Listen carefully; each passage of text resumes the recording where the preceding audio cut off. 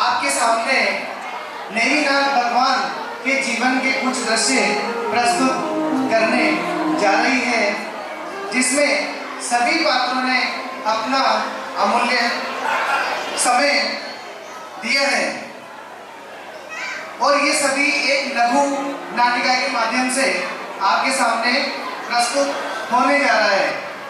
हालांकि तैयारी का ज़्यादा समय नहीं था, फिर भी सभी से मैं हाथ जोड़कर क्षमा प्रार्थी हूँ कि इन दृश्यों में किसी भी प्रकार की कोई त्रुटि रह जाए तो सभी से निवेदन है, क्षमा करें, क्षमा करें, क्षमा करें।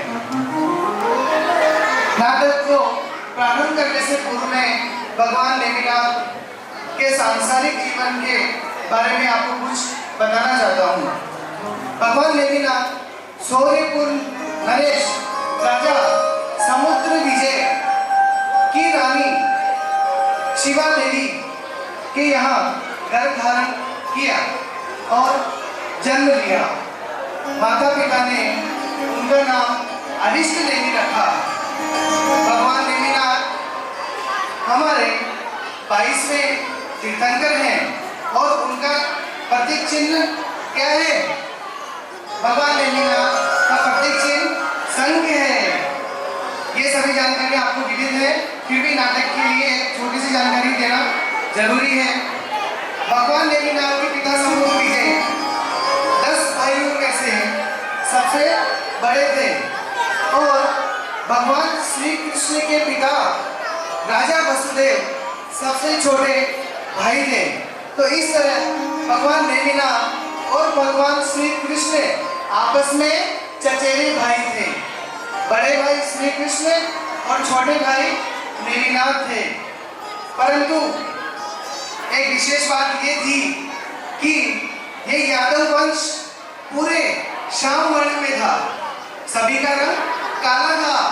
आज भी आपको भगवान नेमिनाथ और भगवान श्री कृष्ण की प्रतिमाएं श्याम वर्ण में ही मंदिरों में मिलेगी। परंतु सज्जनों, धर्मानुरागी बंधुओं, ये कलयुग की नाटिका है। हमारे जो पात्र हैं वो श्याम वर्ण के नहीं है, वो श्वेत वर्ण के हैं। चलिए आगे ले चलते हैं आपको नाटिका की ओर। शुरुआत करते हैं। राजा समुद्र विजय और रानी शिवा देवी का दरबार सजा हुआ है। राजा समुद्र विजय और रानी शिवा देवी किस तरह से अपने राज दरबार में पधार रहे हैं। दरबारी सूर्यपुर के नरेश राजा समुद्र विजय पधार रहे हैं।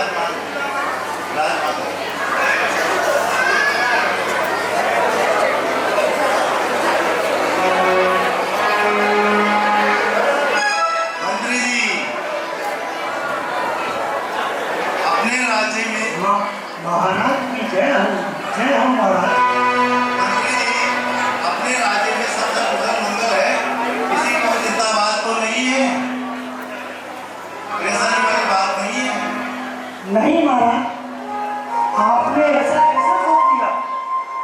आप जैसा प्रोग्रामी, महावीर, वीर, परमज्ञानी राजा होते हुए आप ऐसा कैसे सोच रहे हो? आपकी गंगा किसी भी चिंतन में नहीं है महाराज। माइक की वॉइस बढ़वाओ। महाराज जी, आपकी आज्ञा हो। एक नृत्यांगना एक नृत्य प्रस्तुत करना चाहती है। अगर आप इजाजत दो महाराज, उस नृत्यांगना को आपके दरबार में पेश किया जाए। आज्ञा है महाराज। आज्ञा है मंत्री जी, निशंक को बुलाइए।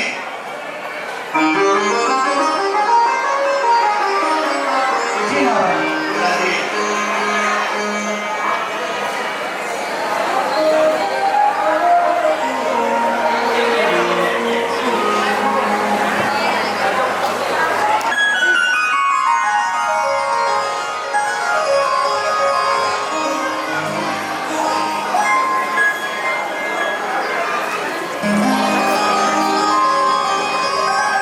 भैया डाउन रखो, थोड़ा सा डाउन, इनको पीछे ले लो भैया को।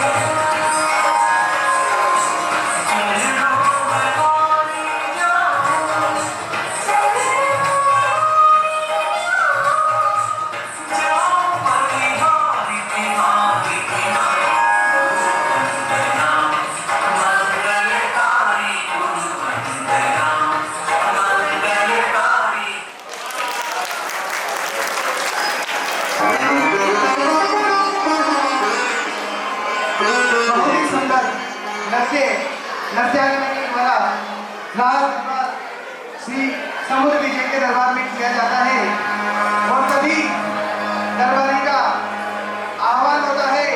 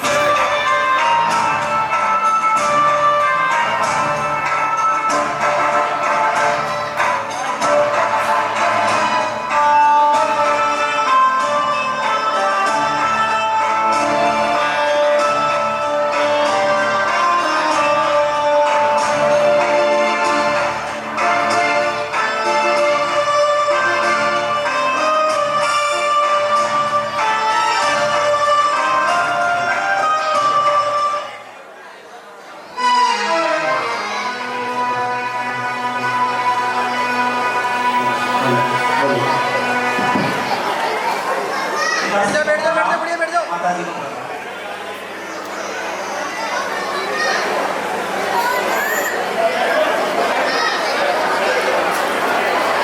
इस तरह कुमार हरीश ने भी सभा में पधार जाते हैं और धीरे धीरे सभी आपस में चर्चाएं करने लगते हैं। भगवान श्री कृष्ण बहुत ही आदर से श्री कृष्ण को सभा में बुलाते हैं और उनको स्थान ग्रहण करने के लिए बोलते हैं। तो नेमी कुमार अपनी सभा में आके विराजमान होते हैं। तभी सभी आपस में चर्चाएं करते हैं, काफी तरह की चर्चाएं होती है, लेकिन तभी चर्चा चल पड़ी कि इस सभा में सबसे बलवान पुरुष कौन है। तो देखिए आगे का सबसे महत्वपूर्ण दृश्य कि इस सभा में सबसे बलवान पुरुष कौन सिद्ध होता है। किस तरह से उस बल का परीक्षण यहाँ किया जाता है, ले चलते हैं आपको आगे के नाटक की ओर। राजा समुद्र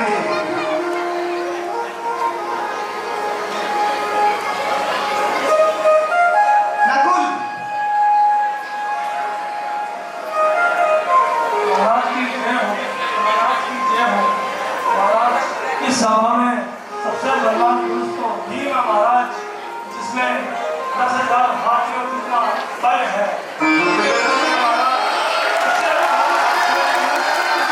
कोई नहीं है।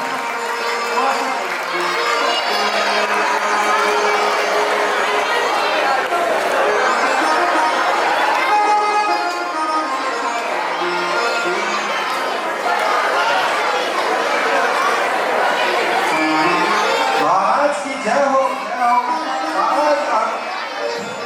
सर्वश्रेष्ठ है महाराज।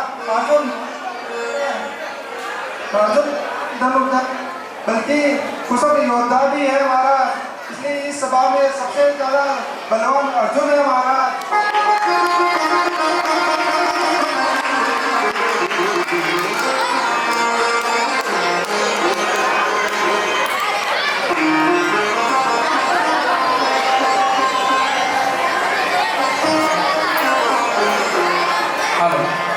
महाराज की जय हो, महाराज की जय हो। क्षमा चाहता हूँ महाराज, युवराज धर्मराज युधिष्ठिर भी आपके समक्ष विराजमान है महाराज। ये भी अत्यंत बल के धनी है महाराज। महाराज की जय हो।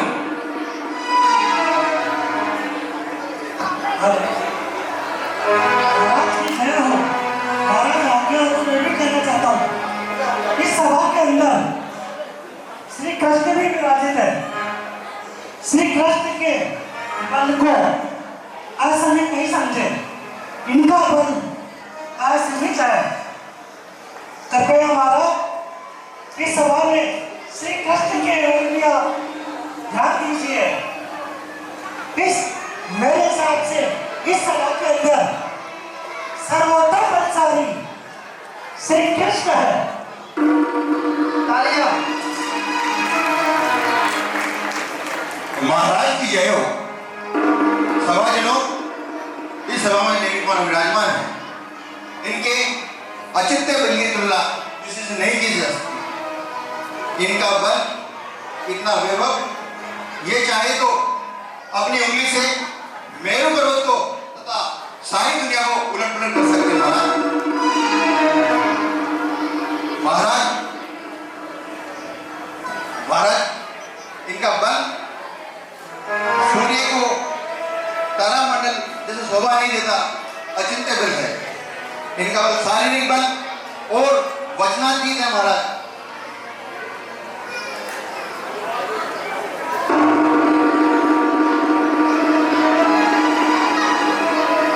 हे बलवंत, यदि तुम्हें लगता है कि नेमी कुमार जो कि मुझसे अनुज है, मुझसे छोटे हैं, मुझसे अधिक बलवान है, तो हे भ्राता नेमी कुमार, मैं आपको चुनौती देता हूँ।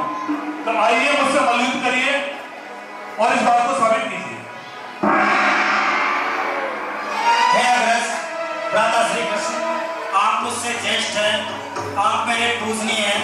मैं आपको चरणों में नमस्कार करता हूँ, परंतु मुझे आपसे मल्लयुद्ध करना शोभा नहीं देगा।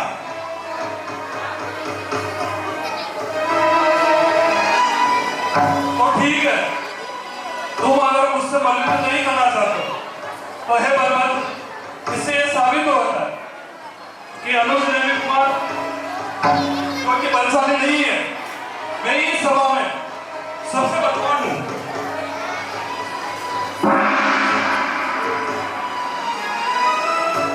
नेमी कुमार अचिंत्य बल के धनी है। बताइए, असीमित बल के धनी है। नेमी कुमार बताइए, किस प्रकार इस सभा जन में और पूरी देवली समाज के साथ आप अपने बल की श्रेष्ठता सिद्ध कर सकते हैं? मैं सभी अग्रजों को प्रणाम करता हूँ और भ्राता श्री कृष्ण के चरणों में नमस्कार करता हूँ।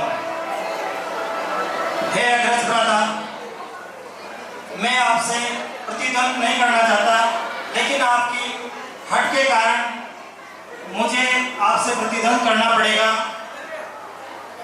परंतु उसके पहले आप मेरे दाएं पैर के अंगुष्ठ को जमीन से हटाकर बता दें, तो मैं आपसे मदद करने के लिए तैयार हूं।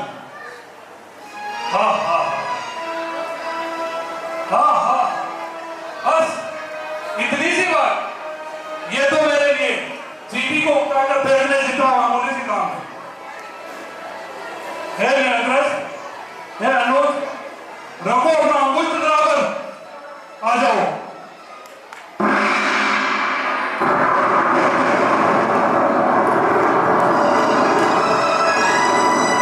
श्री कृष्ण को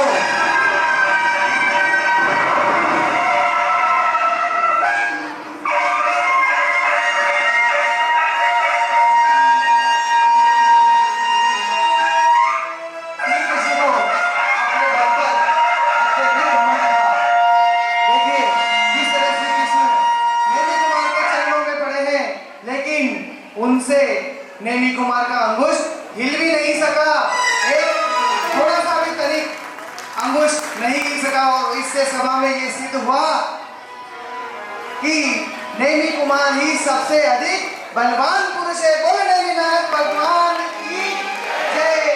चलिए ले चलते हैं आपको अगले दृश्य की ओर।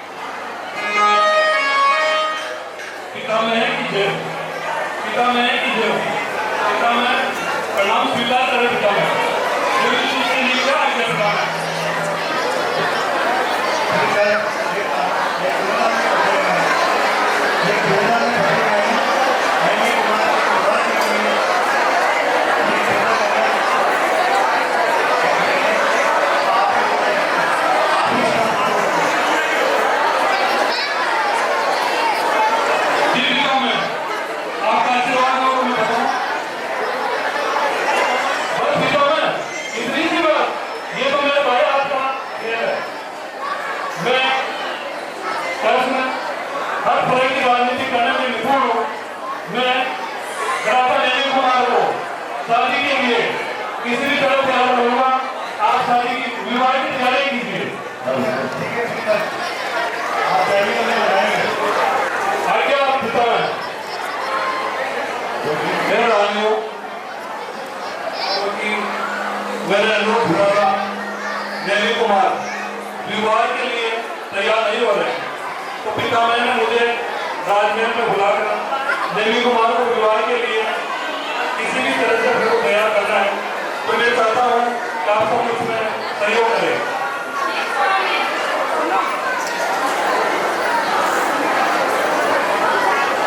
नेमी कुमार का आगमन। हेलो नेमी कुमार नमस्कार।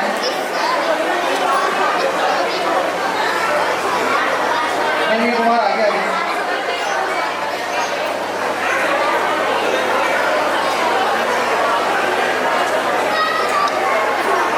लो अभी मेरे वस्त्र भिगो देना, होली में मेले हो गए हैं। अमर जी, आप मुझे आदेश करने वाले कौन हो? मैं क्या तुम्हारी दासी हूँ? मेरे पति मंडाधिपति पहले संग घूमने वाले, नाक से जबर सहन करने वाले और सुदर्शन चक्र चलाने वाले हैं। क्या आपने कभी ऐसा पागल किया है जो मुझे मस्त मिलेगा? आदेश दे रहे हो, मस्त सुनाना हो तो विवाह कर लो ना। विवाह क्यों नहीं करते हो? क्यों देवर जी, क्या सोच रहे हो? अरे बेटो, ये तो शादी के बारे में ही सोच रहे हैं। जल्दी हमारे लिए सुंदर सी देवरानी लेकर आएंगे। अरे लेकिन इनके दादा तो कह रहे थे ये विवाह के लिए मना कर रहे हैं। भाई दैया, ये मूंगा मसूर की दाल इतना सुहाना चेहरा और शादी के लिए मना? मुझे तो लगता है ये औरतों से बहुत घबराते हैं। देखो ना, हमें देखकर कैसे सिकुड़ कर बैठ गए हैं। क्यों देवर जी? क्यों देवर जी? राजकुमार होकर औरतों से डरते हो? औरत का डर निकालने के लिए तुम्हें आपको एक औरत शादी करके लानी होगी। देवर जी, शादी के लिए मना करना बिल्कुल ठीक नहीं है, क्योंकि इस संसार में जो हमारा देता है उस पर कोई विश्वास नहीं करता है। और शादी नहीं की तो बढ़िया बढ़िया पकवान बना के कौन खिलाएगा? शादी तो करनी ही होगी। अरे देखो, अगर शादी नहीं करोगे तो मुझे बड़े यदुवंश राजकुमारों का अगर तुम्हारा रह गया तो हमारी इज्जत का क्या होगा? अरे तो अपन बातें ही करते रहेंगे। देखो, अपने देवर जी तो सिर्फ मूर्ति बनकर बैठ गए हैं। मूर्ति बनकर बैठने से काम नहीं चलेगा। देवर जी एक सुंदर सी को देकर ध्यान तपस्या सब भूल जाएंगे। क्यों देवर जी? अरे देखो देवर जी हंस रहे हैं। हंसे तो हंसे। चलो महाराज के पास चलते हैं। वो सुनना देते हैं। देवर की शादी के लिए मान गए हैं। क्या योग्य हो गई है, हमें इसके लिए ऐसा सुंदर राजकुमार ढूंढकर इसका विवाह कर देना चाहिए। ठीक है महाराज, आपने मेरे मन की बात कैसी आपने तो मैं बस वो टाइम से सोच रही थी कि राजू की क्या शादी हो गई है, उसके हाथ पीले करने हैं। कितनी देर में दोनों आपस में चर्चा करते हैं और राजसभा में श्री कृष्ण पधार जाते हैं, क्योंकि शौर्यपुरी में ये चर्चाएं हो चुकी थी कि वधु जूनागढ़ की ही आएगी और राजा उदयसेन की पुत्री हमारे लिए सर्वश्रेष्ठ वधु होगी। इधर से श्री कृष्ण जी राजा और रानी के समक्ष आते हैं। उनका आगमन श्री कृष्ण सभा में पधारे। श्री कृष्ण दरबार में पधार रहे हैं। महाराज की देव, महाराज उदयसेन को मेरा प्रणाम। महाराज की देव। आइए श्री कृष्ण, आपका हमारे दरबार में स्वागत है। आसन ग्रहण कीजिए। जी आज्ञा महाराज। बताइए श्री कृष्ण, गौरीपुर में सबका कुशल मंगल है। बताइए मैं आपकी क्या सेवा कर सकता हूँ?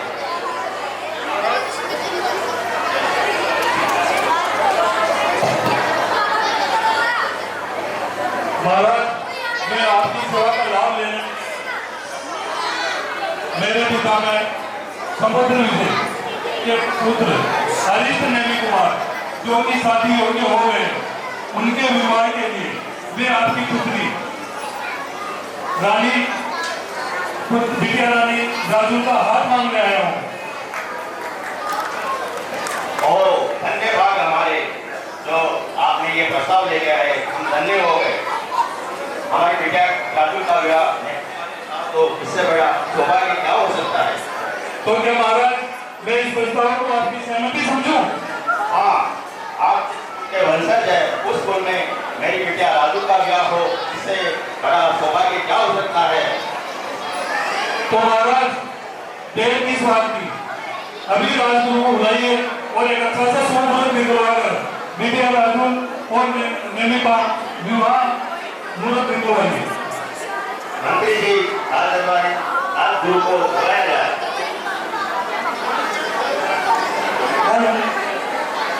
महाराज की जय हो, महारानी जी की जय हो। क्या समाचार है मेरे लिए? राजगुरु को बुलाया जाए। देखिए आपका महाराज अभी आया, मैं अभी आया महाराज। किस तरह से सभा में अब तो हमारा रिश्ता पक्का हो गया। नेमी का भगवान की शादी की तैयारियां शुरू हो गई। उनके सम्मान में तालियां।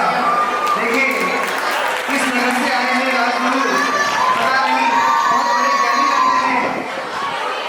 बोलिए सर कड़ी सागरी महाराज की।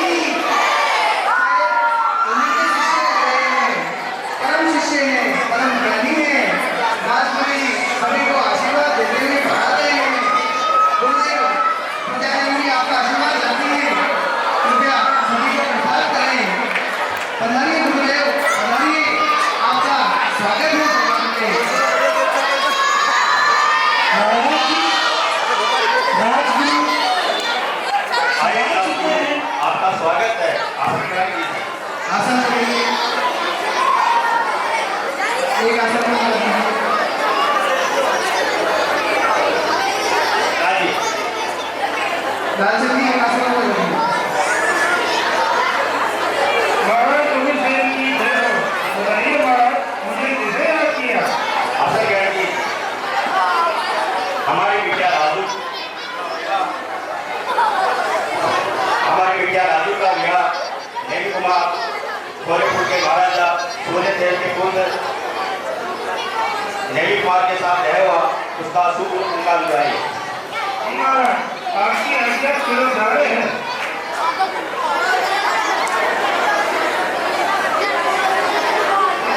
इसके बाद आने वाली राम चतुर्थी के दिन इन देखो जो सीखा है, इसी तरह राजकुमारी के हाथ पीले करें।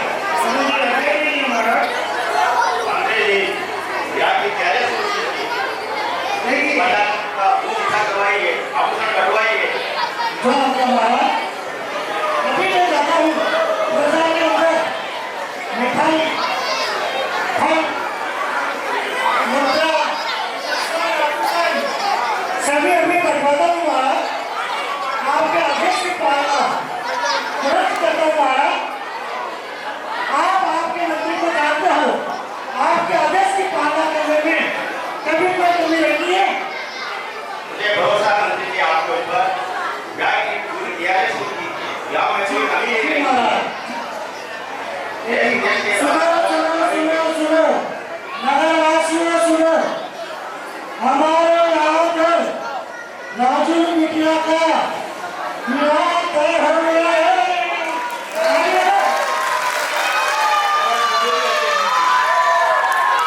उस विवाह के अंदर, भोजन के अंदर आप सभी को सपरिवार महाराजा महल में पधारना है।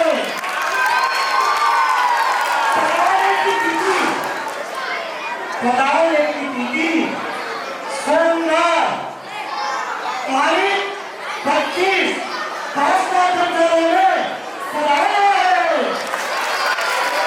सभी को जरूर करवाना है। महाराज जी, आपके आज्ञा का पालन हो गया। आज्ञा भी तो महाराज जी ने बहुत बहुत धन्यवाद।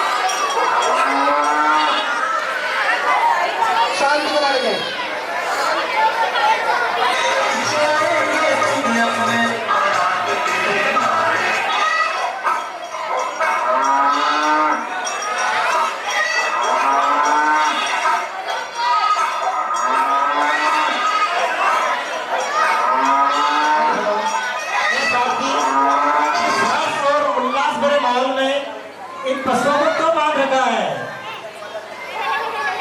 बोलो साथी, बोलो। हे राजकुमार, आपके विवाह समारोह में सभी राजा महाराजा द्वारा भोजन व्यवस्था के लिए इन पशुओं को पानी में बांध रखा है।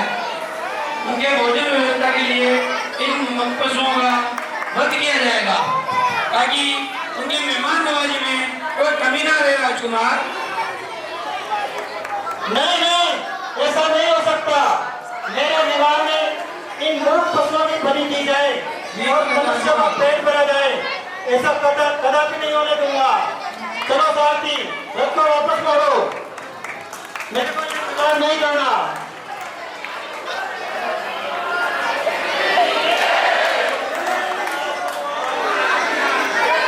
देखिए, इस दृश्य में नैनी कुमार ने अपना रथ मोड़ लिया विवाह के लिए आए और तोरण की रस्म को पूरा करें।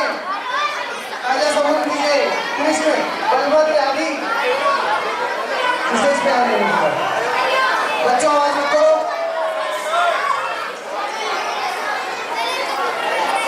समझा करें उनके पिताश्री और भगवान कृष्ण नैनी कुमार, ऐसी बात नहीं है, आपको विवाह कर ही लेना चाहिए।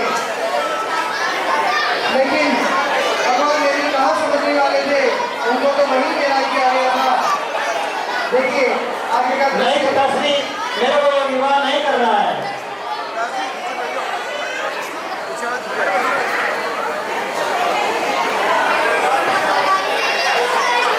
पिता नैनी कुमार ने जो भी कहा है वो उचित है।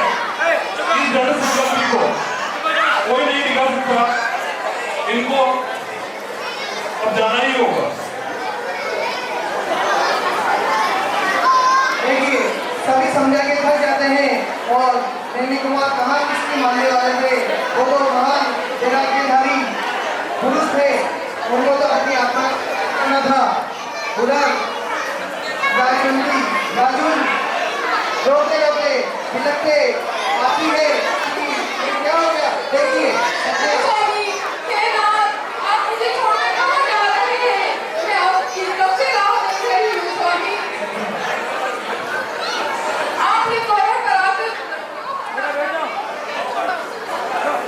हे राजन, बोलिए स्वामी, बोलिए। हे राजन, हे प्रिय, मेरे विवाह में इन मूर्ख पशुओं की बलि देकर मनुष्यों का पेट भरा जाए, मैं ऐसा कदम भी नहीं होने दूंगा। स्वामी, मैंने आपके नाम की मेहंदी लगाई है, हल्दी भी चढ़ाई है। स्वामी, मैंने आपने तोरण कराते आते घर को क्यों मोड़ा स्वामी? बोलिए ना स्वामी। हे राजकुमारी, मेरे विवाह में इन मूर्ख पशुओं की क्या गलती है जो इनका वध करके मनुष्यों का पेट भरा जाए? संसार में सभी जीवों को जीने का अधिकार है। संसार में सभी जीवों को जीने का अधिकार है। मेरे को ये विवाह नहीं करना। मैं आपसे ये कहना चाहता हूँ, आप दूसरा विवाह कर लें और अपना जीवन पर्यंत करें। नहीं स्वामी, नहीं, ऐसा नहीं हो सकता। आप ऐसा नहीं कर सकते, मुझे अकेला छोड़कर नहीं जा सकते स्वामी। मैं दूसरा विवाह नहीं करूंगी स्वामी। आप ही मुझे रास्ता बताइए कि मुझे अब क्या करना चाहिए स्वामी। हे जूनागढ़ की राजकुमारी, मैंने तो निश्चय कर लिया है कि मैं गढ़ किनार पर्वत पर जाकर वैराग्य धारण कर अपनी आत्मा का कल्याण करूंगा। नहीं स्वामी, नहीं। जब आपने ठान ही लिया है तो मैं भी आपके साथ गढ़ किनार जाकर अपनी आत्मा का कल्याण करूंगी स्वामी, और मैं भी आदि का व्रत धारण करूंगी।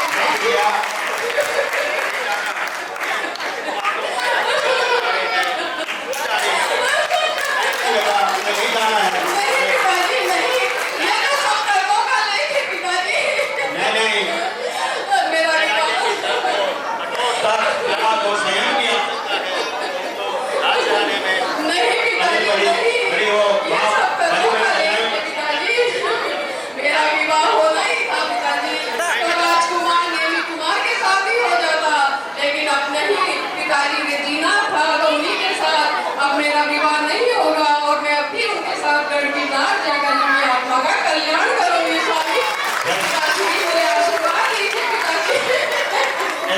मैं तुम्हें आशीर्वाद देता हूँ कि तुम्हारा ये रास्ता सफल रहे। मैं भी आपका कल्याण करूंगी भगवान। कोई मेरे नाथ भगवान की जय। मेरे नाथ की वेला के भगवान को सेना भक्त की तरफ से 1100 की राशि भेंट की गई है। आपका बहुत बहुत आभार। इधर देविका अपने ऑडिशन वगैरह करके मेरा केवल धारण करके घर के नाम पर चले जाते हैं और उनके पीछे पीछे जाते हुए आदि का धारण करके घर के नाम पे करके अपने आत्मा का ध्यान करती है। इसी तरह ये लड़का का दर्शन यही मंदिर में जिसके तस्वीर उभरती है, जहाँ